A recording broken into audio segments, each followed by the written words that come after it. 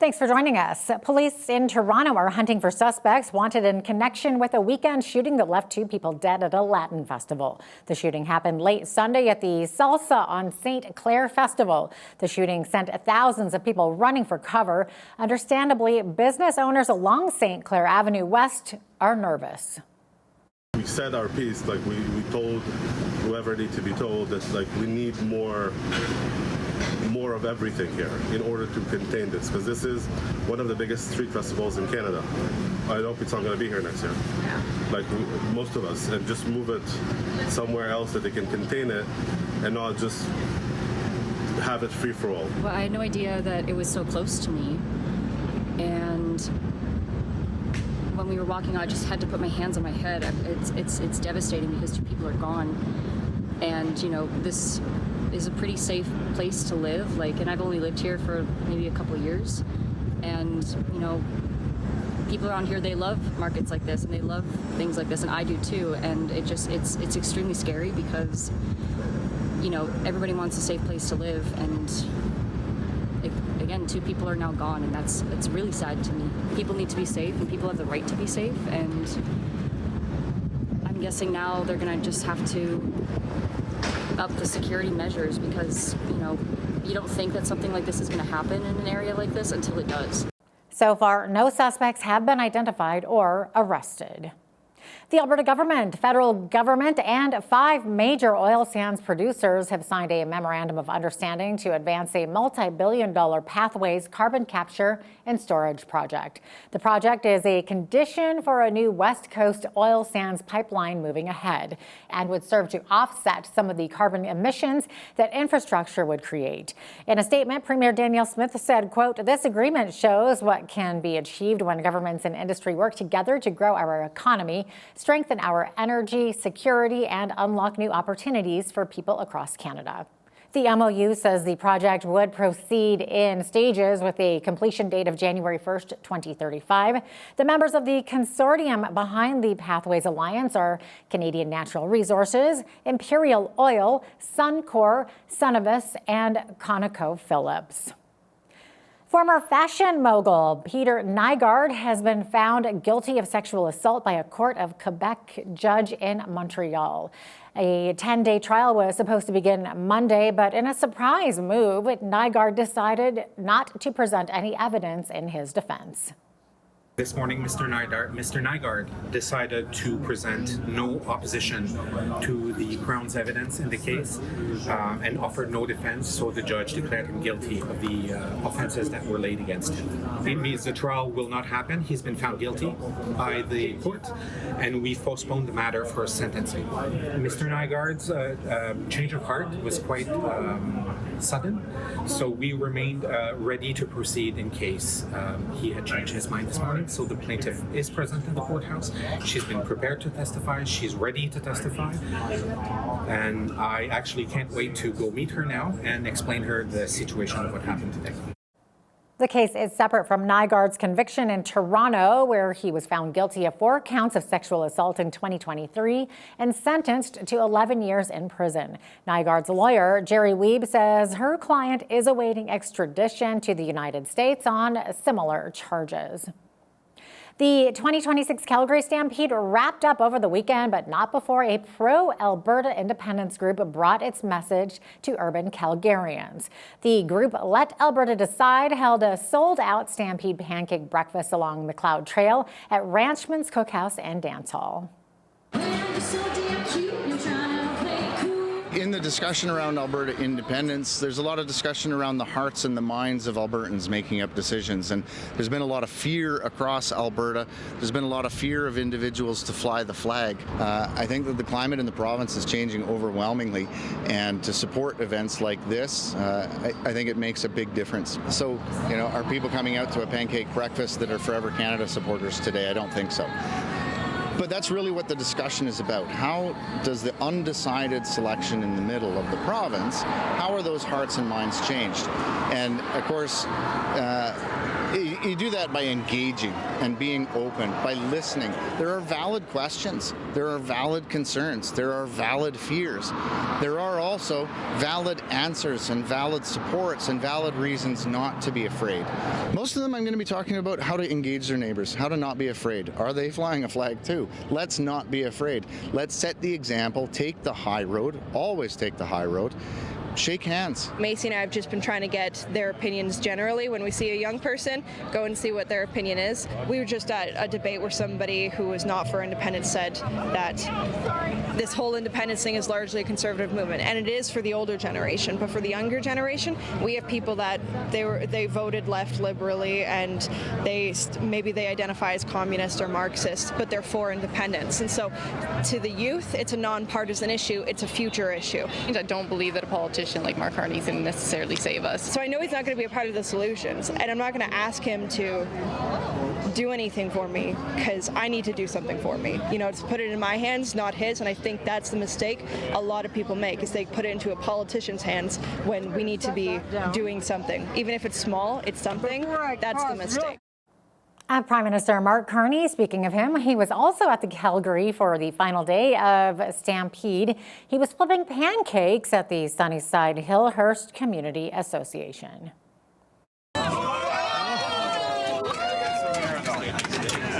That is high stakes. There we go. There we go. What a pro race. Pancakes for everyone. Courtesy of Hillhurst. It's always great to have the Prime Minister out. He's an Albertan. It's great that he has a connection to this province, a connection to the people of this province, but obviously it's very important this year with the looming referendum. If you decide to vote in order to continue with the separation process, you're causing some real damage and harm to this province. We've seen the Chamber of Commerce say 48% of businesses would relocate if we start that process. We see 80% of businesses saying it's already affecting them. We know it's dividing families. We know it's hurting our economy. And, you know, this is an Alberta moment. Alberta should be just popping off. And in fact, in many ways it is. And we don't need this drag right now. Canada doesn't need this drag right now. In other news, former Nova Scotia Premier John Ham has died. The Pictou County physician was first elected to the legislature in 1993. Ham prescribed belt tightening for the province after he led the Conservatives to a majority government in 1999. He served as Nova Scotia's 25th premier from 1999 till 2006. Premier Tim Houston says the flags on provincial buildings will fly at half-mast. John Ham was 88 years old. There was some very big political news south of the border over the weekend with the death of longtime Republican Senator Lindsey Graham. The 71-year-old Graham died Saturday after suffering what's been reported as an aortic dissection, which is a tear in the aorta. As we hear from Associated Press reporter Megan Kinnard, Graham's death has lawmakers charting an uncertain path. Many Democrats and Republicans since Graham's death have taken to social media and done a number of news interviews reflecting on their work with him, and even if they disagreed on something, appreciation for his passion for the issues that he worked on. But when it comes to the business of the Senate, the margins are already tight. And so Republicans will be down Graham's vote, as well as that of Kentucky Republican Mitch McConnell. McConnell has been absent for several weeks as well, but over the weekend posted a photo and a statement detailing the fall and pneumonia he said have led to his absence. As for President Donald Trump, he has given media interviews where he's indicated that he knows he is without his top ally and defender in the Senate. Graham and Trump had been together on many different occasions. They often golfed together in addition to working on policy. And Graham had just been a big advocate for a lot of things that President Trump has tried to accomplish. So that's a moment of reflection for the president, too. A huge fire at a bar in Bangkok, Thailand, has left 27 people dead and 73 others injured. The fire broke out shortly before midnight Sunday with an intense horizontal plume of fire bursting out of a doorway. Officials say many victims ran to the back of the building and were trapped in windowless bathrooms near a rear exit. Police are investigating the possibility that some exits were obstructed and doors were locked. Authorities say an electrical short circuit in a ceiling air conditioner might have caused the fire. แต่ตอนนี้ ที่สุดของผมเลยคืออยากเอาร่างน้องกลับบ้านกลัวไหมว่ามันแต่แล้วก็อยากเอากลับไปหาพ่อแม่อย่างเงี้ยพ่อแม่เขาก็แบบนอนลูกมาพร้อมหน้าพร้อมตากันแต่อีกคนมันจากไปแล้ว City officials say the bar had been inspected in April. Fire exits, emergency signs, and fire extinguishers were in place. Back here in Alberta, emergency crews and hazardous materials teams responded to a train derailment Monday morning in southwest Calgary. Authorities say at about 7:45 a.m., 13 cars went off the tracks, with 11 of them plunging into a wetland. It happened along the Canadian Pacific Kansas City rail line near the 17,000 block of Sheriff King Street Southwest near Stony Trail. No injuries have been reported. CPKC confirmed the derailed cars were carrying a mix of lumber, plywood, propane, and argon, and an inert gas commonly used in welding and other industrial processes. A spokesman for the fire department says there is no imminent danger to the public. Alberta has opened its online gambling and sports betting market to allow private sites and apps. As of Monday morning, 22 private operators are now allowed to do business in the province, including DraftKings, FanDuel, and the ScoreBet. These private operators will compete with Alberta's provincially owned Play Alberta platform. I want to be clear, regulation is protection. Responsible gambling is a pillar of the regulated market, with player safety written directly into our operator agreements. Specifically, every approved operator must meet stringent responsible gambling standards that have been independently accredited through our mandatory third-party responsible gambling certification. This accreditation is not a rubber stamp. It is a comprehensive, internationally recognized social responsibility program based on 9 standards and 48 pieces of criteria, and all approved operators must have it in place prior to market launch in Alberta.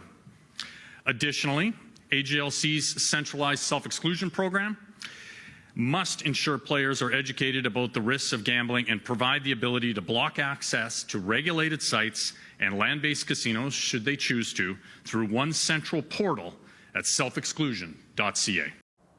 Well, the Alberta iGaming Corporation will conduct and manage the market. Alberta Gaming, Liquor and Cannabis will regulate and enforce compliance. The province says 2% of gross gaming revenue will be allocated to First Nations initiatives, and 1% will support social responsibility programs such as education, research, and treatment.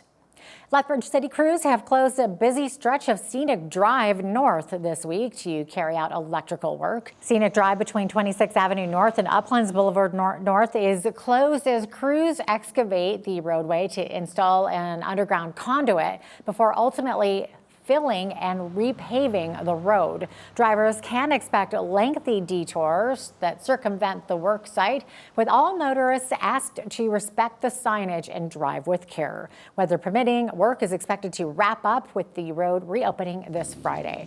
Elsewhere on our city streets, the eastbound lanes on 6th Avenue South between 15th and 16th Streets are closed for a sewer service repair, and the westbound lanes of 3rd Avenue South between 20th Street and Mayor McGrath Drive South are closed for a water main repair. Both are expected to reopen on Wednesday.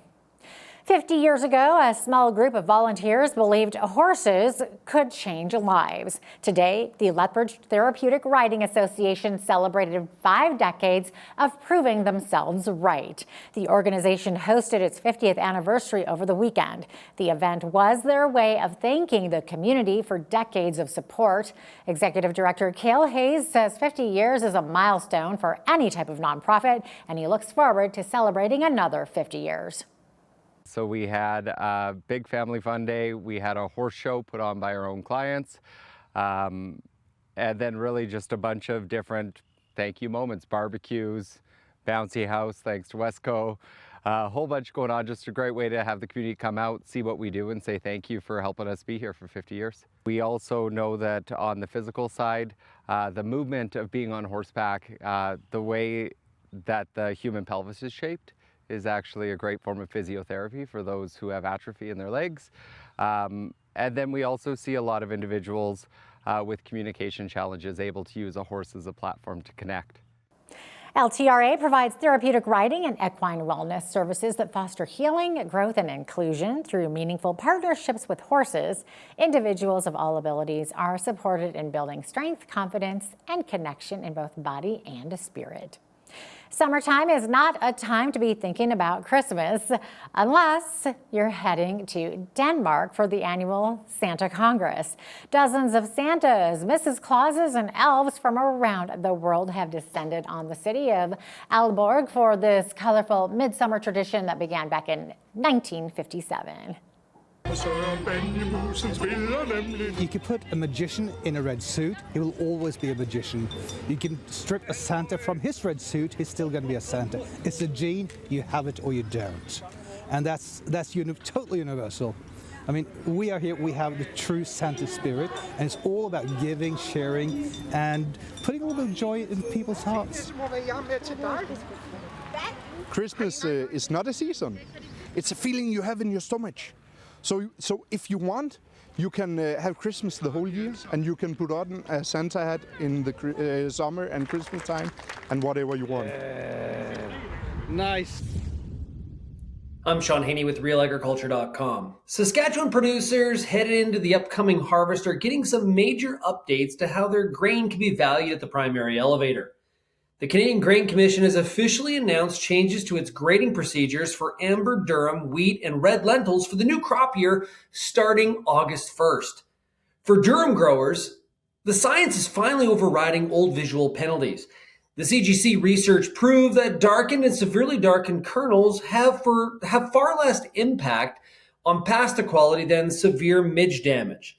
These factors are being separated, which means a significant reduction in unnecessary downgrading and fair compensation at delivery. Meanwhile, red lentils, their grading is getting a real modern overhaul to accommodate new seed varieties. The Commission is eliminating the old contrasting classes factor entirely, replacing it with an updated definition for contrasting colors. This will keep seed cost variations from triggering unfair penalties while protecting the precise uniformity global buyers expect from Canadian pulses. With input margins tighter than ever, these science-based grading shifts are a welcome correction that will help protect your hard-earned quality at the driveway. For Bridge City News, I'm Sean Haney with RealAgriculture.com. Unifor is set to hold ratification meetings this week for a tentative 3-year contract with Ford Motor Company in Canada. With unanimous support from the union's Master Bargaining Committee, contract details will be presented to members on Friday. With more on this report is Michelle Zadikian from the Canadian Press. The union, representing roughly 5,000 workers at Ford in Canada, will hold ratification meetings this week after reaching a tentative 3-year contract agreement. Unifor said details of the proposed deal will be presented to members starting this coming Friday and continuing over the weekend. Once the Ford agreement is ratified, the union is expected to turn its attention to talks with Stellantis and General Motors. Negotiations began in June in Toronto ahead of the September 20th expiration of current deals signed by the Detroit 3 automakers and Unifor 3 years ago. While Ford and Unifor released few details about the tentative deal, the union had said it was keen to secure protections around job security, with the auto manufacturing sector having lost nearly 6,500 total jobs since February last year. This round of talks, though, come during a difficult time for the sector as it copes with U.S. tariffs, uncertainty linked to the future of the Canada-U.S.-Mexico trade agreement, and the introduction of Chinese electric vehicles into Canada. Air Canada has reached a tentative 4-year contract deal with the union representing about 11,000 workers. The agreement covers technical operations, airport, cargo, logistics, and supply employees, represented by the International Association of Machinists and Aerospace Workers. Details have not yet been released, and the deal still needs to be ratified by union members. If approved, the contract would be retroactive to April 1st and runs until March 31st of 2030. Meanwhile, a strike vote by WestJet flight attendants is set to wrap up on Wednesday. Key issues include wage, compensation, scheduling, and other workplace improvements. And now here's a look at today's markets. The TSX was down 52 points on the day to 35,252. The Dow was down 138 to 52,498. The S&P 500 was down 60 to 7515, and the Nasdaq was down 408 points to finish at 25,873. West Texas Intermediate oil was up 657 to 77.98 US per barrel. Natural gas was down 3 cents to 2.90 US. Gold was down $120.21 to $4,000.84 US an ounce, and silver was down $2.21 to $57.63 US an ounce. Feed wheat is at $8.27 per bushel. Barley is at $6.68. Canola is at $17.83, and corn is at $7.80 per bushel. Live cattle for the August contract was down 47 cents to $234.72. Feeder cattle August contract was down 25 cents to $354.35. Lean hogs were unchanged at $94.77, and the Canadian dollar was also unchanged at 70.70 US.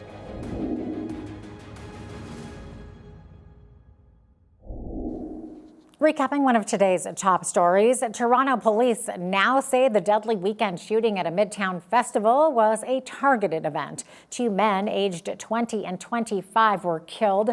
Thousands of festival goers ran for cover as shots rang out along St. Clair Street West. There were 3 shootings in Toronto over the weekend. Police are looking for any possible links between them.